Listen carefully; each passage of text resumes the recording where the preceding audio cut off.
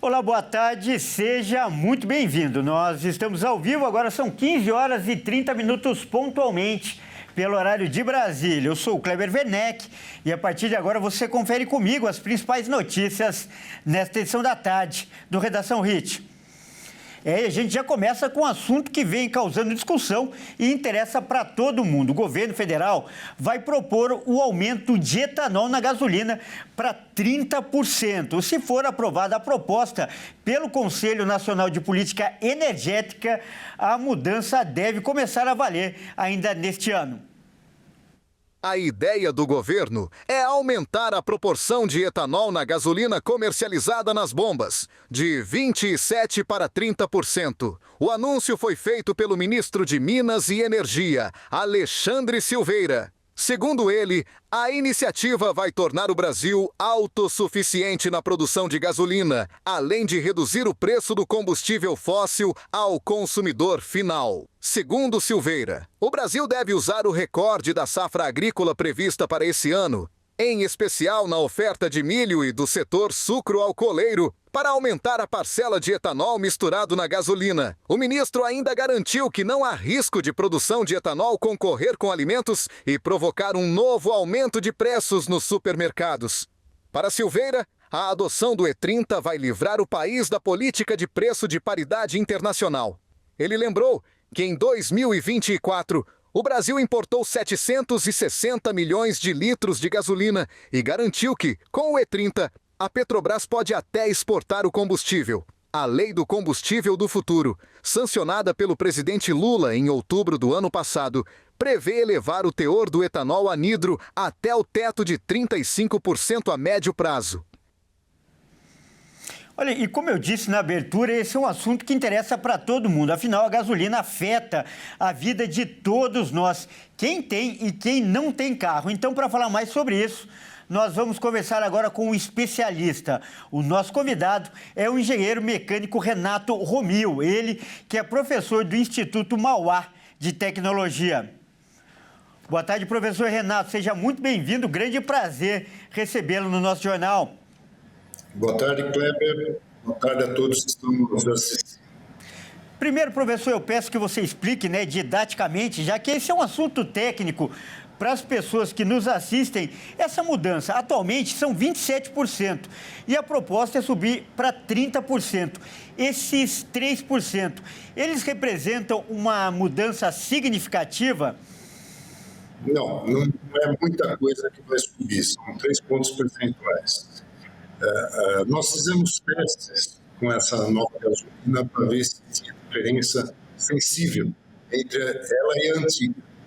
E a gente percebeu que praticamente não dá para se perceber diferenças entre os combustíveis. Os próprios equipamentos de medição têm dificuldade para determinar muitas diferenças entre o carro utilizando esse combustível que se propõe novo e o combustível atual.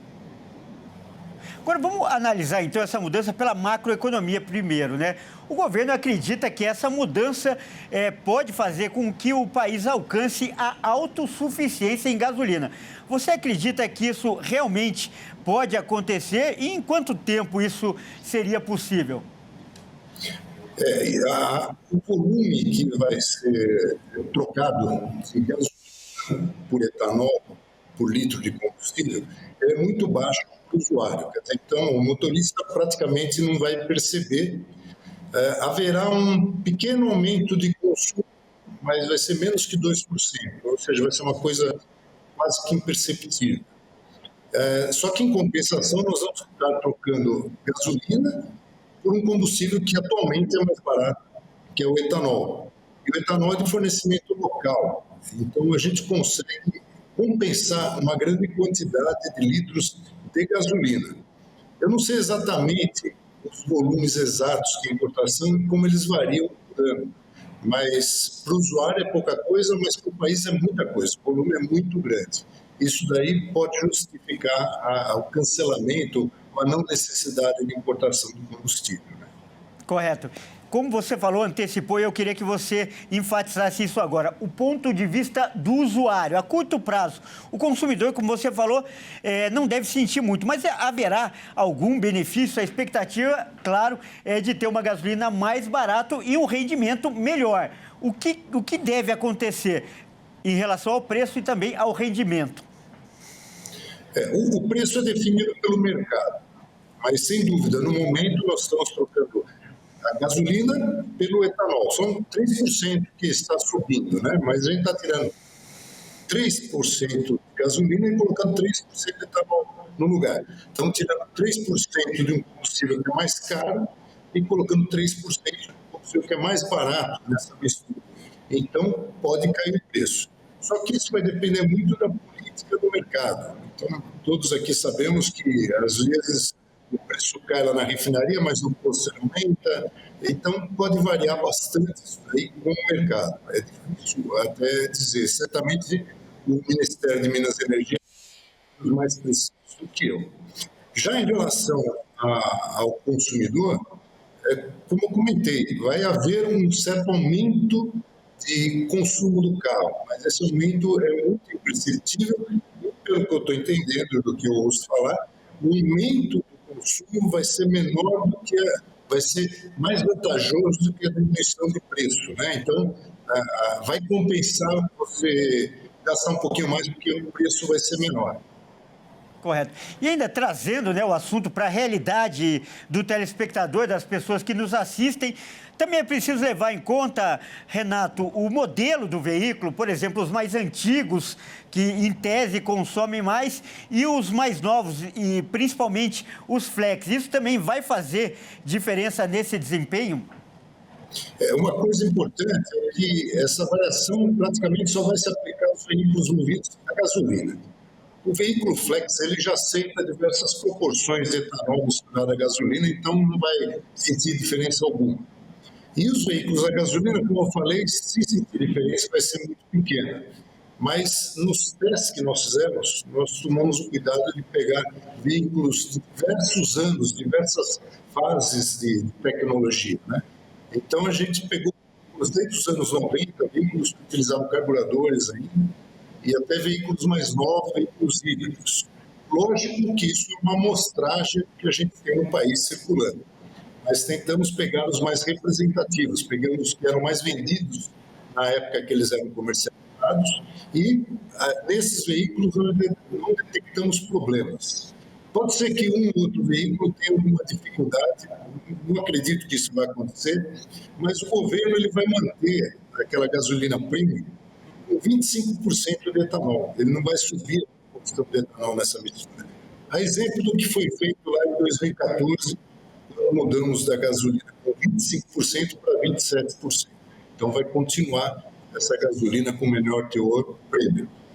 Claro que ninguém quer usar porque ela é mais cara, mas em alguns casos vai ser a saída que vai ser encontrada. Apesar que nós não sabemos, nós não identificamos nenhum caso desse tipo. Correto, então. Nós acabamos de conversar com o engenheiro mecânico Renato Romil, ele que é professor do Instituto Mauá de Tecnologia. Renato, profundo conhecedor do assunto, eu agradeço muitíssimo a sua participação e essas dicas, essas informações que ajudam, acrescentam muito para o nosso telespectador. Muito obrigado. Obrigado, eu que agradeço. Vai ser uma mudança boa para o meio ambiente no final. Mais uma vez, muito obrigado, grande abraço. Bom, vamos mudar de assunto agora para fazer um giro, né, pelo Brasil com os nossos repórteres. Vamos saber o que é notícia hoje, nesta segunda-feira. Olha só, a gente começa pelo Rio de Janeiro, onde o governo do Rio de Janeiro fará nesta semana uma grande campanha para encontrar crianças desaparecidas. Olha que causa legal. Quem traz mais informações para você que nos assiste é o repórter Anderson Nascimento. O governo do estado vai promover ações de mobilização para a busca e defesa de crianças desaparecidas no Rio de Janeiro na próxima semana. As ações acontecem dentro da Semana de Mobilização Nacional para a Busca e Defesa da Criança Desaparecida entre 25 a 31 de março. Na terça-feira, a estação carioca do metrô Rio, no centro da cidade. E na quinta-feira, na sede da Fundação para a Infância e Adolescência em Botafogo, zona sul do Rio, serão dadas orientações para evitar desaparecimento e para solucionar esses casos. Na primeira ação, em parceria com a Defensoria Pública, de 9 às 14 horas, haverá distribuição de cartilhas informativas e pulseirinhas de identificação para as crianças. Além disso, representantes dos movimentos Mães Virtuosas do Brasil e Mães Braços Fortes, compostos por mães de desaparecidos, estarão presentes para reforçar a importância da união entre organizações e sociedade civil na busca por soluções. A segunda ação vai celebrar a localização de mais de 4.000 crianças e adolescentes ao longo da história do programa SOS Crianças Desaparecidas e aproveitará para expor novos cartazes. Vamos para a Bahia agora, aliás, com alerta. Olha só, uma passageira ficou com uma perna presa entre o vagão e a plataforma do metrô de Salvador, lá na Bahia. O drama da mulher foi registrado em um vídeo. E nós vamos conferir agora os detalhes com o repórter Cleiton Rodrigues. O caso aconteceu na estação Imbuí. A mulher ficou com a perna presa entre o vagão e a plataforma do metrô de Salvador. De acordo com informações, agentes da CCR Metrô Bahia, concessionária que administra o modal, prestaram os primeiros socorros à vítima. Passageiros que estavam no local também tentaram ajudar. Toda essa situação foi filmada e as imagens passaram a circular nas redes sociais, mostrando toda a atenção que ficou entre os usuários do metrô, com os gritos da vítima reclamando de dor. As imagens mostram ainda o momento em que os agentes da concessionária prestam esse socorro.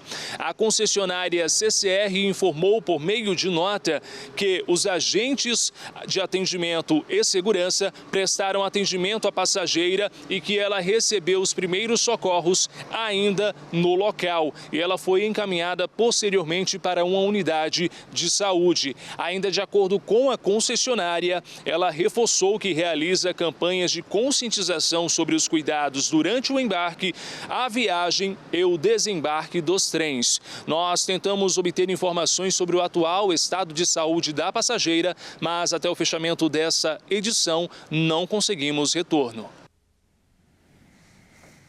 Olha só, você vai ver agora uma imagem impressionante que aconteceu em Santa Catarina. Um caminhão, ele tenta cruzar uma linha férrea e acaba sendo atingido em cheio por um trem que passava pelo local. Os detalhes agora com a repórter Edna Schmitz. Um acidente impressionante foi registrado por uma câmera em Tubarão, no sul de Santa Catarina, na última sexta-feira. As imagens mostram o momento exato em que um caminhão atravessa uma linha férrea sem parar e colide com um veículo ferroviário que transportava trabalhadores. No vídeo é possível ver o alto de linha, um veículo que é usado para transporte de equipes de manutenção ferroviária, buzinando ao se aproximar do cruzamento.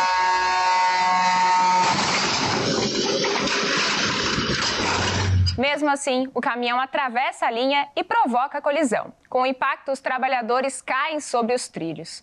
2 funcionários da ferrovia Tereza Cristina sofreram ferimentos leves e foram atendidos pelo Corpo de Bombeiros. Eles foram levados ao Hospital Nossa Senhora da Conceição, passaram por exames e foram liberados no mesmo dia. O motorista do caminhão não se feriu. A ferrovia Tereza Cristina informou que o cruzamento tem sinalização adequada, conforme determina a legislação. O Código de Trânsito Brasileiro considera infração gravíssima não parar antes de atravessar a linha férrea. E agora uma história triste. Uma idosa de 81 anos morreu após ser vítima de um atropelamento lá no Rio Grande do Sul. O motorista que causou a tragédia foi preso em flagrante e o teste de bafômetro indicou que ele havia ingerido bebida alcoólica. O Diego Lachman vai trazer agora mais informações. Tristeza e consternação marcaram o fim de semana em Rio Grande. A cidade perdeu uma de suas grandes figuras literárias. A professora, escritora, ensaísta e poetisa Aimé Tereza Gonzalez Bolanhos. Aos 81 anos, ela foi vítima de um acidente fatal na Avenida Rio Grande, no Balneário Cassino, no último domingo. A Aimé estava caminhando pela calçada quando foi atingida por uma caminhonete descontrolada. O impacto foi tão forte que ela foi arremessada contra as grades de um edifício. O acidente ocorreu por volta do meio-dia e, infelizmente, a Aimé não resistiu aos ferimentos, falecendo no local. O motorista da caminhonete, de 34 anos, foi submetido ao bafômetro, que registrou 0,51 miligramas de álcool por litro de sangue, configurando o crime de embriaguez ao volante. Ele foi preso em flagrante e encaminhado à delegacia de polícia civil. Nascida em Cuba, a Aimé se naturalizou brasileira e se dedicou à literatura e à educação. Chegou ao Brasil em 1997 e passou a lecionar na FURG, onde se tornou uma referência.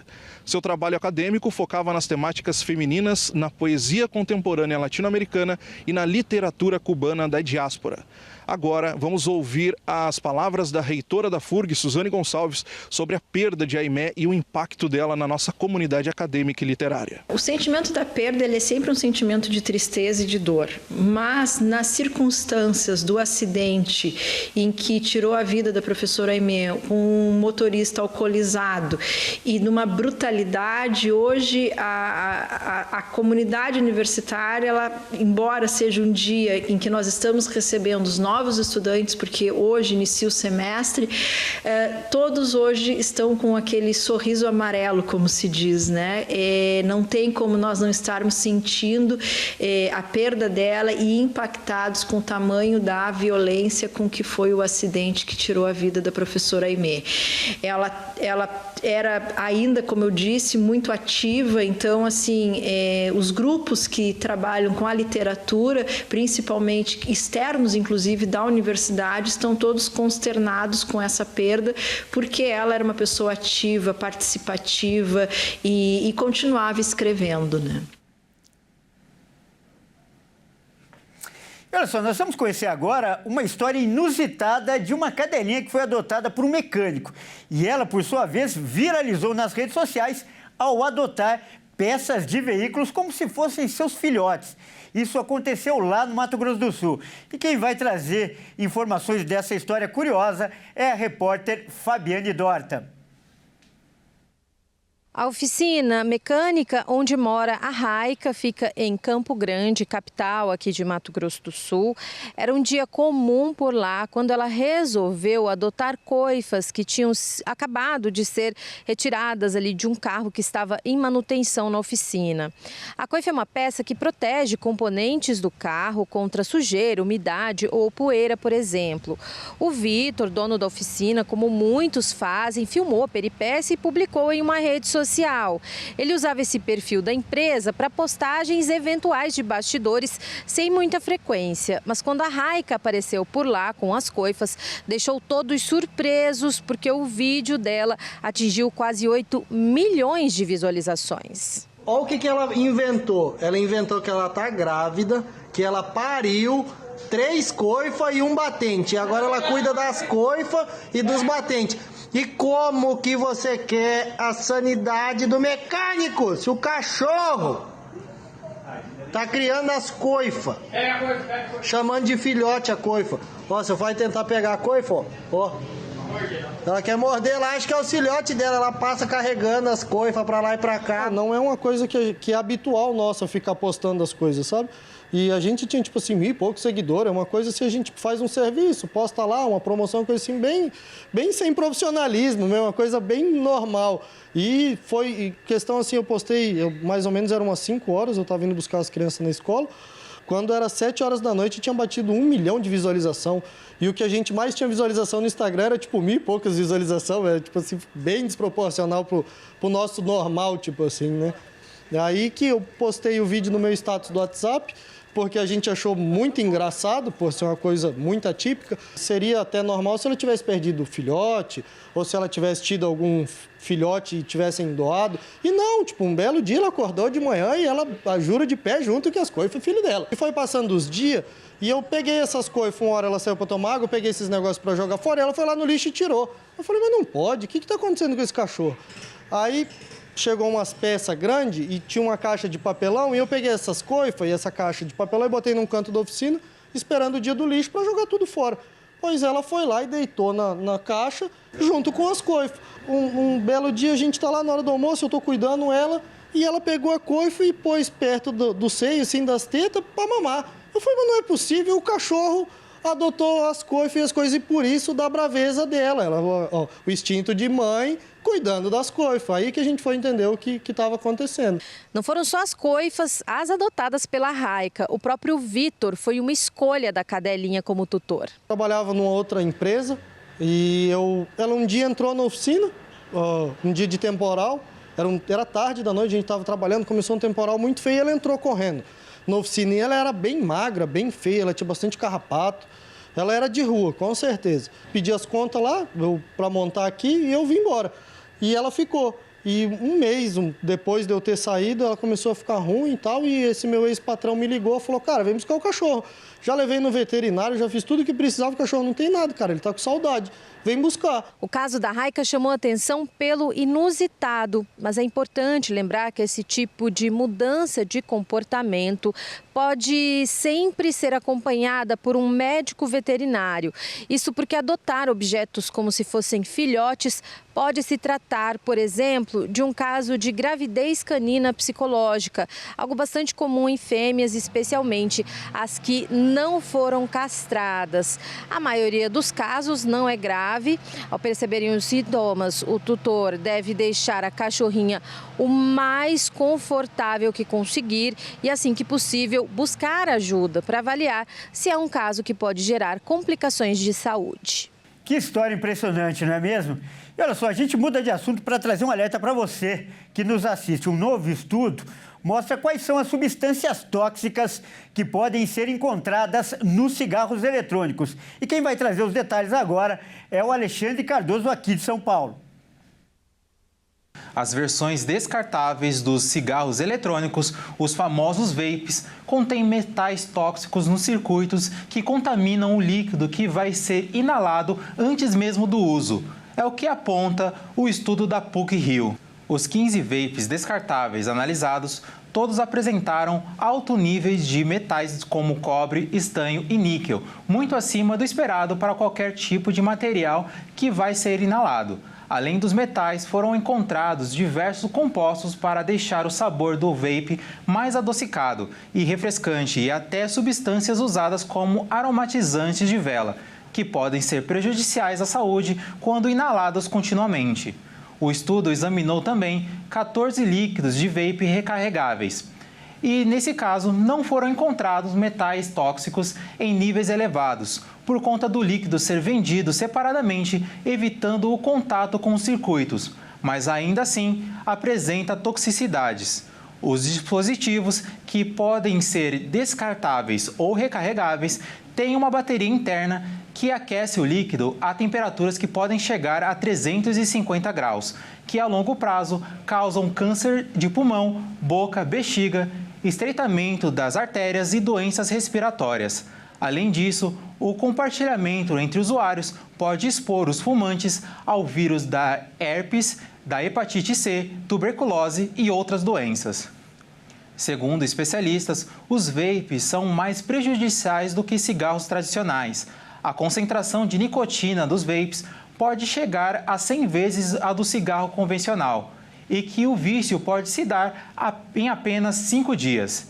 A venda do cigarro eletrônico é proibida no Brasil desde 2009, porém, são amplamente consumidos no país, especialmente por jovens. Todos os produtos vendidos aqui são contrabandeados. Depois do giro com os repórteres, agora é hora da gente falar de esportes aqui no Redação Hit. E quem traz as informações, como sempre, é o Caio Veríssimo. Por favor, Caio, entre em nosso estúdio. Opa. Tudo bem, Caio? Boa tarde, seja bem-vindo, Caio. Olha só, nós vamos começar falando, da CBF, porque hoje foi dia de eleição na entidade máxima do futebol brasileiro e só com um candidato, Caio, é isso? Conta pra gente. Claro, foi mais pra formalizar, né? Boa tarde a você, boa tarde a todos que nos assistem. Bom, com 100% dos votos e com apoio das federações estaduais, Edinaldo Rodrigues foi reeleito na presidência da CBF e vai comandar até 2030, veja só. A Confederação Brasileira de Futebol realizou hoje a eleição para os próximos 4 anos e Edinaldo Rodrigues foi reeleito para mais um mandato na presidência. Ele está no cargo desde 2021 e foi o único candidato na eleição. O ex-jogador Ronaldo era outro interessado, mas retirou a sua candidatura no início do mês. Na reunião realizada na sede da CBF, houve 100% da presença e de votos a favor do Edinaldo. O Conselho Fiscal também foi aprovado pelas instituições. O dirigente contava com o apoio de 27 federações estaduais e 26 clubes, o que inviabilizava o registro de qualquer outro concorrente. O próximo ciclo de Edinaldo começa em 2026 e acaba em 2030. A entidade máxima do futebol brasileiro foi criada em 1914 como Confederação Brasileira de Desportos, a CBD, e foi rebatizada para a Confederação Brasileira de Futebol, a CBF, em 1979, após um pedido da FIFA que exigiu que todas as federações filiadas fossem voltadas exclusivamente para o futebol. Na história recente, a CBF passou por polêmicas com casos de corrupção, prisões e críticas. Um dos casos mais midiáticos é o de Ricardo Teixeira. Ele ficou mais de 20 anos à frente da Confederação e viu o Brasil conquistar as Copas do Mundo de 1994 e 2002. Mas seu legado ficou marcado por escândalos. Em 2019, Ricardo Teixeira foi banido pela FIFA em caso de suborno. Segundo a CBF, ele recebeu quase 8 milhões de dólares em propinas por contratos de competições. Com a sua saída, José Maria Marim assumiu o cargo, mas também teve o seu nome envolvido em corrupção e foi preso em 2015 pelo FBI na Suíça. Na sequência, Marco Polo Del Nero se tornou presidente da CBF e também teve o seu nome ligado ao caso de corrupção na FIFA e banido das atividades do esporte. Sem dúvida, é um assunto importante, né, Caio? Mas que o torcedor, nosso telespectador, quer saber mesmo é de bola rolando. E vamos falar, então, da seleção brasileira. Isso porque amanhã tem um grande clássico, o maior da América, contra a Argentina. E o Dorival já garantiu que vai ter mudança no time titular, Caio. Que mudanças serão essas? Isso mesmo, Cleber, vai ter mudança. Depois da vitória suada contra a Colômbia na última rodada, o técnico Dorival Júnior prometeu 6 mudanças para o clássico lá na Argentina. Vamos conferir. O técnico Dorival Júnior confirmou que realizará 6 mudanças para o clássico contra a Argentina. 4 trocas são por desfalque e 2 por opção do treinador. Alisson e Gerson foram cortados por contusões e Gabriel Magalhães e Bruno Guimarães foram suspensos. Wanderson e João Pedro serão substituídos do time titular. A formação foi esboçada no treino do último domingo e, na ocasião, Dorival chegou a testar Savinho entre os titulares, mas confirmou nesta segunda a utilização de Matheus Cunha. Nós temos 4 mudanças necessárias, né? E já definidas, e estamos fazendo 2 para a abertura da partida. O Matheus Cunha, que está entrando na função do João, e o Wesley na função do Wanderson. Os demais foram 4 em razão de percas que nós tivemos aí na última apresentação. Mesmo assim, com 6 possíveis mudanças, eu tenho certeza que teremos uma equipe que vai estar preparada para fazer um grande jogo, se Deus quiser, contra um grande adversário que merece todo o nosso respeito. Assim, o Brasil deve ir a campo com Bento, Wesley, Marquinhos, Murilo e Guilherme Arana, André, Joeliton e Rafinha, Vini Júnior, Rodrigo e Matheus Cunha.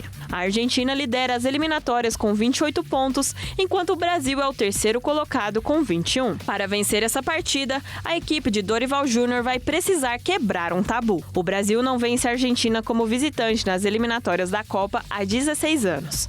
A última vitória foi em 2009, no Gigante de Arroito, em Santa Fé. O Brasil venceu por 3-1 com gol de Luizão e 2 de Luiz Fabiano. Desde então, o Brasil foi à Argentina 2 vezes pelas eliminatórias e os 2 jogos terminaram empatados. Um em 2015, que terminou 1-1, e outro em 2021, que acabou em 0-0. No retrospecto geral do confronto, incluindo amistosos, a última vitória do Brasil aconteceu em outubro de 2018, quando o Brasil venceu por 1-0 com gol de Miranda nos acréscimos. Mas esse jogo não foi em solo argentino. Apesar de ser mandante da partida, a Albiceleste não contou com o fator casa, já que a partida aconteceu no estádio King Abdullah Sports City, na Arábia Saudita. No confronto, Lionel Messi estava fora de combate, assim como não estará nesta terça, já que trata uma lesão muscular na coxa esquerda. Fico por aqui, Kleber. Amanhã estou de volta, viu? Um abraço a você e a todos que nos assistem. Muito obrigado pelas informações mais uma vez, Caio. Bom, é isso aí, essa edição fica por aqui. Eu agradeço demais pela sua companhia e você que não é de São Paulo, não nos acompanha pela RIS TV, fique agora com a sua programação local. Ótima tarde e até mais.